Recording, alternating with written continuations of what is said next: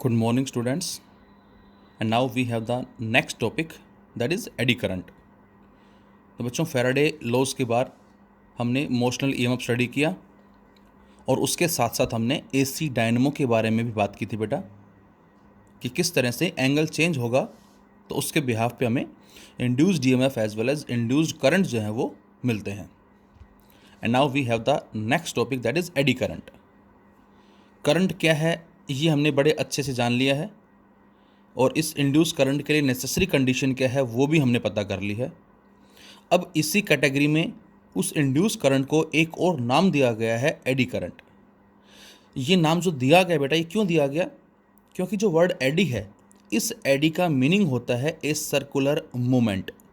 जैसे जब कभी भी हम किसी भी पॉन्ड में एक स्टोन को ड्रॉप करते हैं, एक पत्थर को ड्रॉप करते हैं, तो उस पॉन्ड में हमें सर्कुलर रिपल्स नज़र आती हैं in the form of waves. और कब तक नज़र आते हैं? जब तक वो उस पॉन्ड की बाउंड्री से ना टकरा जाएं। तो जिस तरह से सर्कुलर मूवमेंट वाटर का होता है, सेम उसी तरह से सर्कुलर मूवमेंट जो यहाँ पर है वो किसका है बेटा? करंट का है। और उस स्पेसिफिक करंट को ही नाम दिया गया यहाँ eddy current. So basically eddy represents the circular movement. जैसे वाटर में होता है बेटा, सेम उसी तरह से जो सर्कुलर मूवमेंट है वो करंट में है, जिसकी वजह से इसको एडी करंट का नाम दिया गया है। ये करंट फोकाल्ट नाम के साइंटिस्ट ने बताया था इन 1895, और उस फोकाल्ट साइंटिस्ट की वजह से ही इस एडी करंट को फोकाल्ट करंट का भी नाम दिया गया है। So this is the name of scientist. इसी को बच्चों हम इंड्यूस करंट भी बोलेंगे। क्यों? क्योंकि ये किसी भी मेटल के सरफेस के कॉरस्पॉन्डिंग डेवलप होता है।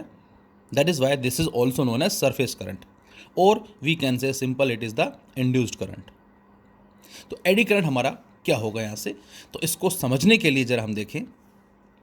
We consider a magnet having two equal and opposite poles which are separating by a finite distance and it is moving towards a coil. जब इस मैग्नेट को हम इस कॉइल की तरफ ले जाएंगे तो क्या होगा बेटा? तो ये हमने स्टडी किया हुआ है पहले, कि जैसे ही हम इस मैग्नेट को इस कॉइल की तरफ ले जाएंगे तो इस कॉइल के कॉरस्पॉन्डिंग जो मैग्नेटिक फ्लक्स जो लिंक होगा वो क्या होगा? वो इंक्रीज होगा। अब जब मैग्नेटिक फ्लक्स इंक्रीज होगा तो हमने स्टडी किया था क्या? नंबर 1, सेम पोलैरिटी जनरेट होगी। नंबर 2, ये इसको पुश करेगा। कौन? This one. रिपल्शन होगा इनके बीच में, या ये कहें कि जो इंड्यूस करंट से इंड्यूस फील्ड होगा वो इस एक्सटर्नल फील्ड के एंटी पैरेलल होगा। तो ये सारे पॉइंट्स हम डिस्कस कर चुके हैं। तो फिलहाल हम डायरेक्ट यहाँ बोलेंगे कि जैसे ही ये मैग्नेट इस कॉइल के नज़दीक जाएगी तो यहाँ पर जो पोलैरिटी जनरेट होगी वो इस मैनर में होगी ताकि वो इसको अपोज कर सके। तो यदि ये नॉर्थ है तो यहाँ पर भी पोलैरिटी बनेगी, दैट इज नॉर्थ। इसका मतलब हम बोलेंगे कि इस कॉइल में करंट एंटी क्लॉकवाइज डायरेक्शन में सेटअप होगा। कब? जब नज़दीक जाएगी, और दूर जाएगी तब क्लॉकवाइज में। लेकिन करंट कहाँ होगा? तो हमारा आंसर है कि करंट यहाँ होगा, इस हिस्से में, because this is a coil और यहाँ पर इलेक्ट्रॉन मौजूद है। ना यहाँ इलेक्ट्रॉन है और ना ही यहाँ इलेक्ट्रॉन है। लेकिन यदि हम इस कॉइल की जगह एक डिस्क ले लें बच्चों, या हम कोई भी एक मेटल की प्लेट ले लें, तो क्या होगा? यदि हम इस कॉइल को एक डिस्क से रिप्लेस कर दें, so we consider this is a circular disc, और अब वही सेम प्रोसेस हम इस मैग्नेट को इस डिस्क की तरफ ले जा रहे हैं। अब क्या होगा?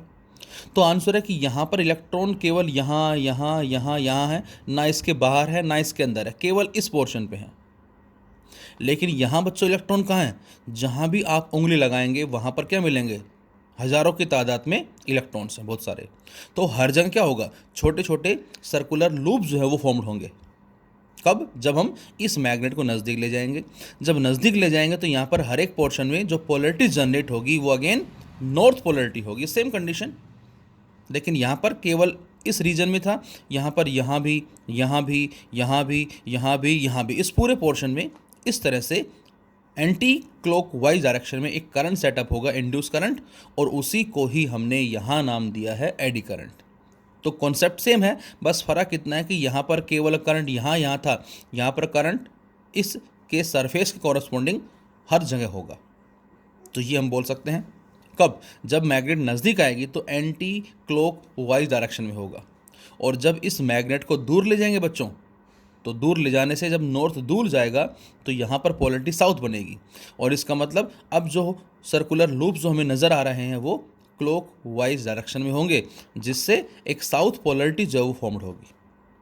तो दोनों में डिफरेंस आपको समझ में आ रहा है? कुछ नहीं है, ऑलमोस्ट सेम है, बस फ़र्क इतना है कि ये किसी एक तरह से कंडक्टर का कोई हैवी पोर्शन है, और यहाँ पर जो करंट जनरेट हो रहा है, इंड्यूस करंट, वो इस सर्कल की फॉर्म के अंदर हो रहा है, सर्कुलर मूवमेंट की फॉर्म में हो रहा है, जैसा कि वाटर में होता है। That is why this is known as eddy current. इसको हमने एडी करंट का नाम दिया है। And the magnitude of eddy current will be same, which is equal to induce current equal to I by R, E minus D phi by D T. और R हमने बताया था बच्चों क्या, जिस पाथ में एडी करंट फ्लो कर रहा है ये उसका रेजिस्टेंस कहलाएगा। This is the resistance of the path of eddy current. अब इससे क्या क्या एक्सपेरिमेंटल डेमोस्ट्रेशन हो सकते हैं इसके, तो देखें ज़रा। एक्सपेरिमेंट नंबर फर्स्ट, ये आप खुद भी ट्राई करके देख सकते हैं बेटा। We consider a bar magnet which is connected with a thread, जिसको हमने एक थ्रेड से कनेक्ट किया इस तरह से, और इसको हमने किसी रिजिड सपोर्ट से अटैच कर दिया, और अब हम इसको स्लाइटली पुश करके छोड़ते हैं। देन व्हाट विल हैपन, इस मैग्नेट में ऑक्सीलेशन जो है वो स्टार्ट हो जाएंगे। गई, फिर आई एक ऑक्सीलेशन, फिर गई, फिर आई दो ऑक्सीलेशन, 3 4 5 6 7 8 इस तरह से। और हमने देखा क्या कि सपोज करें 1 मिनट के बाद ये रुक गई, कुछ इस तरह से हमने मान लिया। So we assume after time T, that is 1 minutes, it stop, ये रुक गई है। एयर का फ्रिक्शन जो बेटा वो क्या कर रहा है, इसको अपोज कर रहा है। First case.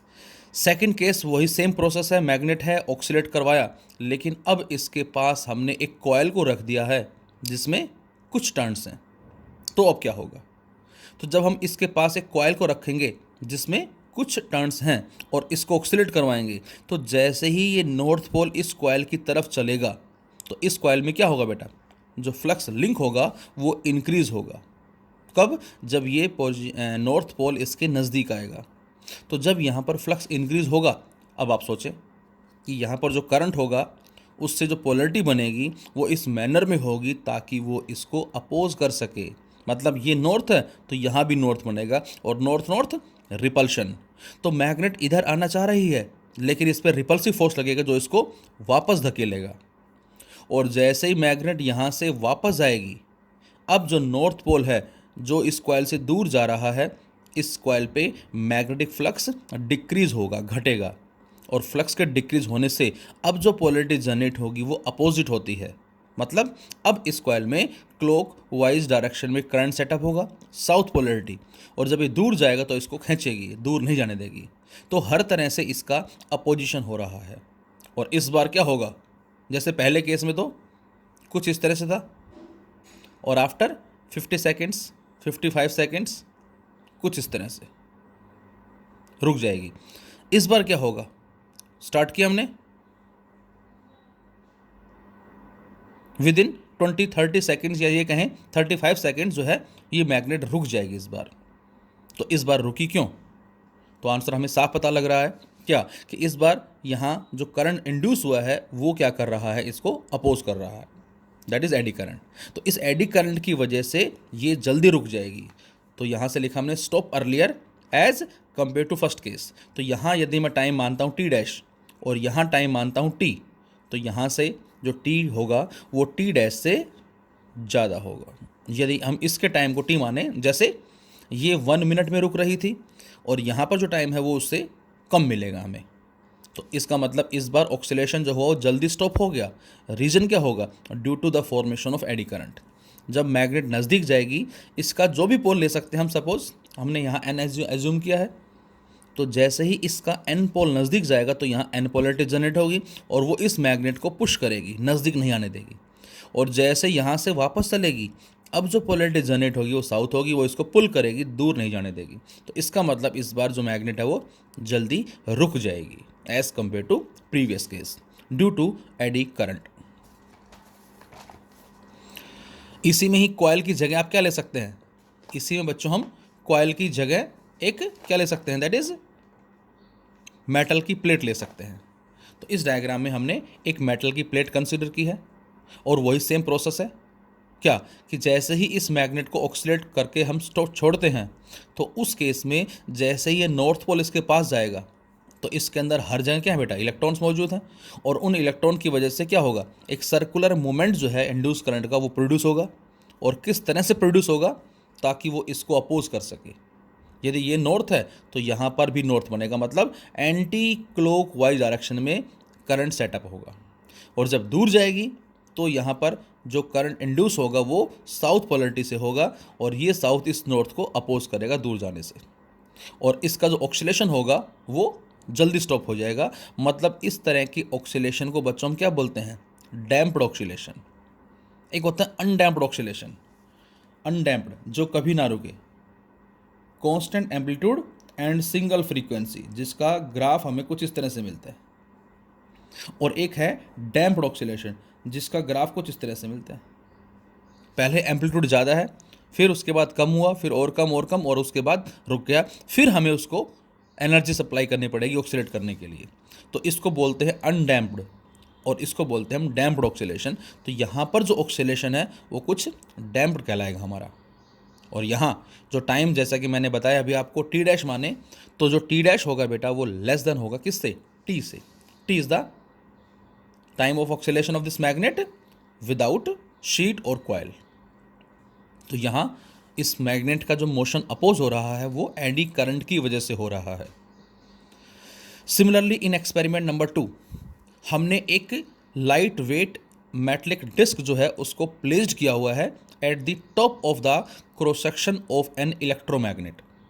एक हमारे पास इलेक्ट्रोमैग्नेट है, मतलब एक सॉफ्ट आयरन कोर है, और जिस पे लार्ज नंबर ऑफ वायर्स को हमने इस तरह से अटैच किया हुआ है, और इसको बेटा हमने एक एसी सोर्स से कनेक्ट किया हुआ है, और इसके ऊपर एक लाइट वेट मेटल डिस्क जो है उसको हमने प्लेस्ड किया हुआ है। What will happen with this disc as we press the key, या ये कहें जैसे ही हम इस एसी के स्विच को ऑन कर देंगे इस मेटलिक डिस्क पे क्या इफेक्ट पड़ेगा। तो आंसर है कि जैसे ही हम यहाँ करंट को स्विच ऑन कर देंगे तो इसमें करंट फ्लो किया, मे बी क्लॉकवाइज और एंटी क्लॉकवाइज, कोई भी हो सकता है। यदि एंटी क्लॉकवाइज होगा बच्चों तो ये नॉर्थ पोलरिटी बनेगी, और यदि क्लॉकवाइज होता है तो ये साउथ पोलरिटी बनेगी। कोई भी आप एज्यूम कर सकते हैं। सपोज हमने माना कि यहाँ पर जो है वो एन जो है that is anti clockwise direction में करंट सेटअप हुआ, किसमें, इस इलेक्ट्रोमैग्नेट में। अब बेटा यहाँ पर एसी जो है, और एसी हमें पता है कुछ ग्राफ ऐसे मिलता है इसका, तो करंट लगातार क्या होता है, इंक्रीज होता है। अब जैसे लगातार करंट इसमें इंक्रीज होगा तो इसका मतलब यहाँ से जो magnetic lines of force travel करेंगी उस नॉर्थ पोल से, वो भी लगातार क्या होंगी, इंक्रीज होंगी। और जब वो मैग्नेटिक लाइन्स ऑफ फोर्स इस नॉर्थ पोल से लगातार इंक्रीज होंगी तो उन लाइनों का इफेक्ट जो होगा इस लाइट मेटल डिस्क पे वो इंक्रीज होगा। कब, जैसे कि को प्रेस करेंगे और करंट इंक्रीज होना शुरू होगा, और जैसे करंट इंक्रीज होना शुरू होगा तो यहाँ पर क्या होगा, जो नॉर्थ पोलरिटी बनी है उसकी वजह से फील्ड लाइनें जो हैं वो क्या होंगी, इंक्रीज हो जाएंगी। कुछ इस तरह से आप दिखा सकते हैं इसको इन दिस वे, और उन लाइनों का इफेक्ट जो होगा इस डिस्क पे वो इंक्रीज होगा। कहने का मतलब ये है कि इस मेटल डिस्क पे जो फ्लक्स है वो इंक्रीज होगा। और अब आप खुद सोचें कि जब फ्लक्स इंक्रीज होगा तो यहाँ पर जो पोलरिटी जनरेट होगी वो सेम होगी जो यहाँ पर है। मीन्स यहाँ नॉर्थ है तो यहाँ भी नॉर्थ बनेगा, और यदि यहाँ साउथ होता तो यहाँ भी साउथ बनता। कब, जब करंट इंक्रीज हो रहा है। तो अब क्या होगा बेटा, उस नॉर्थ नॉर्थ में या साउथ साउथ में एक म्यूचुअल रिपल्शन होगा, और उस रिपल्शन से ये लाइट मेटल डिस्क यहाँ से उठ के कहीं दूर जाकर गिर जाएगी। तो इस पर एक रिपल्सिव फोर्स लगेगा और वो इसको यहाँ से उठा के कहीं दूर फेंक देगा। तो ये हमारा कहलाता है experiment number 2 due to the formation of eddy current. और एडी करंट जो होगा वो इस मैनर में होगा ताकि जो पोलरिटी जनरेट हो वो सेम हो। ये नॉर्थ, ये नॉर्थ, नॉर्थ नॉर्थ रिपल्शन, और ये यहाँ से उठ के कहीं दूर जाके गिर जाएगी। So in experiment 2 hold a light metallic disc at the top of the cross section of an electromagnet connected to the source of AC. When AC is switched on, the disk is thrown up into air due to eddy current.